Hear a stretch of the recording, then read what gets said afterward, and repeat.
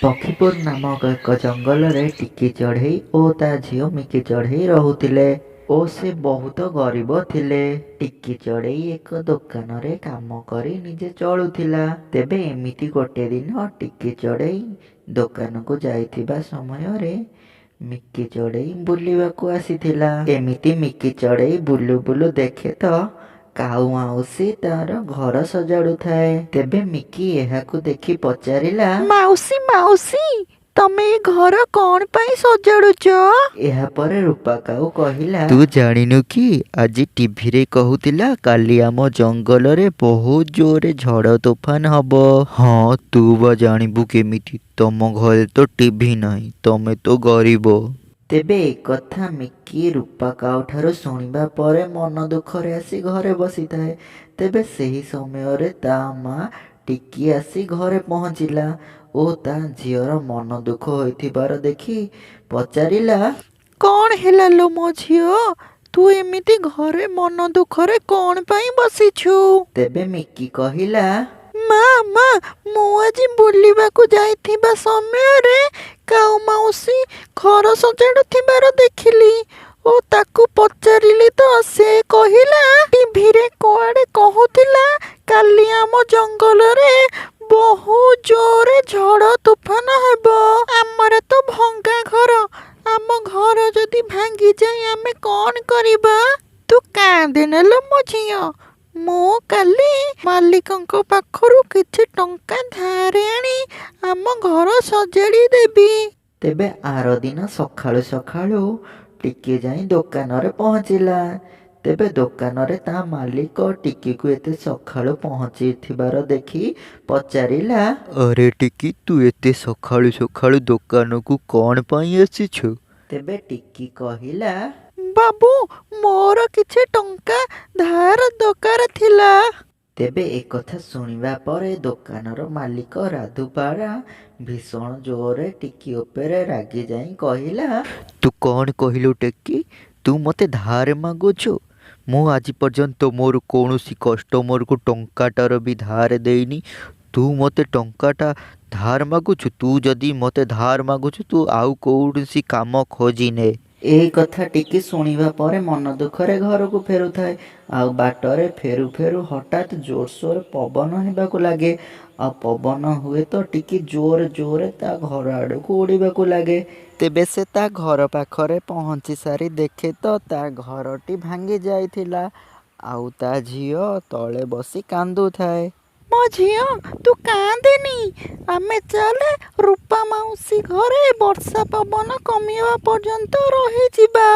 ତେବେ ଏ କଥା କହି ଟିକି ଆଉ ତା ଝିଅ ରୂପା ମାଉସୀ ଘଟିକି ଗଲେ ଓ ରୂପାର ଘର କବାଟ ବାଡ଼େଇବାକୁ ଲାଗିଲେ। ଯେତେବେଳେ ଟିକି ଓ ତା ଝିଅ ରୂପାର ଘର କବାଟ ବାଡ଼ଉଥାନ୍ତି, ତେବେ ରୂପା କହିଲା, କିଏ ମୋ ଘର କବାଟ ବାଡ଼ଉଛ? ରୂପା ଭଉଣୀ, ମୁଁ ଟିକି କହୁଛି। ମୋତେ ଆଉ ମୋ ଝିଅକୁ ତମ ଘରେ ଟିକେ ରହିବାକୁ ଦିଅ। ଏ ପବନରେ ଆମ ଘର ଭାଙ୍ଗି ଯାଇଛି। ତେବେ ରୂପା କାଉ କହିଲା, ନା ନା, ମୁଁ ତମକୁ ରହିବାକୁ ଦେବିନି। ମୋ ଘର ଭାଙ୍ଗିଯିବ। ମୋର ଛୋଟିଆ ଘର ତମକୁ ମୁଁ ରଖିପାରିବି ନାହିଁ।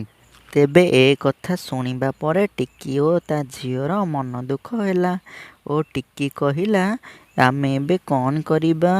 ଝିଅ, ଆମେ ଏବେ କୋଉଠି ରହିବା? ଆମ ଘର ତ ଭାଙ୍ଗିଗଲା। ତେବେ ମିକି କହିଲା, ମା ମା, ଆମେ ଚାଲେ ଏ ଗଛ ଉହାଡ଼ରେ ରହିଯିବା। ମେଘ ପବନ କମିବା ପର୍ଯ୍ୟନ୍ତ ଆମେ ଏଇଠି ଆଶ୍ରୟ ନେଇକି ରହିବା। ଓ ଏହାପରେ ଟିକି ଓ ମିକି ସେ ଗଛ ତଳେ ଯାଇକି ରହିଲେ ଓ ମେଘ ପବନ କମିବା ପରେ ସେ ତାଙ୍କ ଘର ପାଖକୁ ଆସି ଦେଖନ୍ତି ତ ତାଙ୍କ ଘର ସମ୍ପୂର୍ଣ୍ଣ ଭାଙ୍ଗି ଯାଇଥାଏ। ତେବେ ସେ ଭଙ୍ଗା ଘରଟିକୁ ଟିକି ଦେଖି ବହୁତ ଜୋରରେ କାନ୍ଦିବାକୁ ଲାଗିଲା। ଟିକିକୁ ଏମିତି କାନ୍ଦିବାର ଦେଖି ତା ଝିଅ ମିକି କହିଲା, ମା, ତୁ କାନ୍ଦେନି, ଆମେ ଆଉ ଗୋଟେ ଘର ବନେଇ ନବା। ଆମେ କେମିତି ବନେଇବା ଝିଅ? ଆମ ପାଖରେ ତ ପଇସା ନାହିଁ, ଆମେ ଆଉ ଗୋଟେ ଘର କେମିତି ବନେଇବା? ତେବେ ମିକି କହିଲା, ମା ମା, ଆମେ ଘାସ ଓ ମାଟିରେ ଆମ ଘର ବନେଇ ଦବା।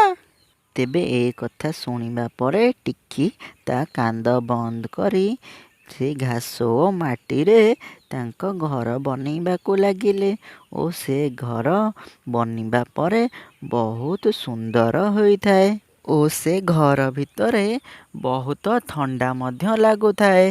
ତେବେ ଆର ଦିନ ଜଙ୍ଗଲରେ ଭୀଷଣ ଖରା ହେବାକୁ ଲାଗିଲା। କାଉ ତା ଘରେ ଟୋଟାଲି ରହିପାରିଲା ନାହିଁ ଓ ତା କାଉ ଘର ପକ୍କା ହୋଇଥିବାରୁ ତା ଘରେ ବହୁତ ଜୋରରେ ଗରମ ହେଲା। ଆଉ କାଉ ତା ଘରେ ନ ରହିପାରି ଜଙ୍ଗଲରେ ଏମିତି ବୁଲୁ ବୁଲୁ ସେ ଘାସ ଘରଟିକୁ ଦେଖିଲା ଓ ସେ ଘାସ ଘର ପାଖକୁ ଆସି କବାଟ ବାଡ଼େଇ ଡାକେ ତ, ଘରେ କିଏ ଅଛ? ଏତେ ଗରମରେ ମୋତେ ଟିକେ ତୁମ ଘରେ ଜାଗା ଦିଅ। ତେବେ ଟିକି କବାଟ ଖୋଲି ଦେଖେ ତ କାଉ ତା ଘର ସାମ୍ନାରେ ଛିଡ଼ା ହୋଇଥାଏ ଓ ସେ ଭୀଷଣ ଗରମରେ ଝାଳ ବୋହିକି ବହୁତ କଷ୍ଟ ପାଉଥାଏ। ଟିକି କାଉକୁ ତା ଘର ଭିତରକୁ ଡାକିଲା ଆଉ କହିଲା, ତମେ ମୋତେ ସାହାଯ୍ୟ ନ କଲେ ବି ମୁଁ ତୁମକୁ ସାହାଯ୍ୟ କରୁଛି। ଏଇଟା ମୋର ଧର୍ମ। ତେବେ ଏ କଥା କାଉ ଶୁଣିବା ପରେ କାଉ ତା ନିଜ ଭୁଲ ବୁଝିପାରିଲା ଆଉ ସେ ଏ ଭୀଷଣ ଖରାରେ ସେ ଘରେ ସମସ୍ତେ ଖୁସିରେ ରହିଲେ।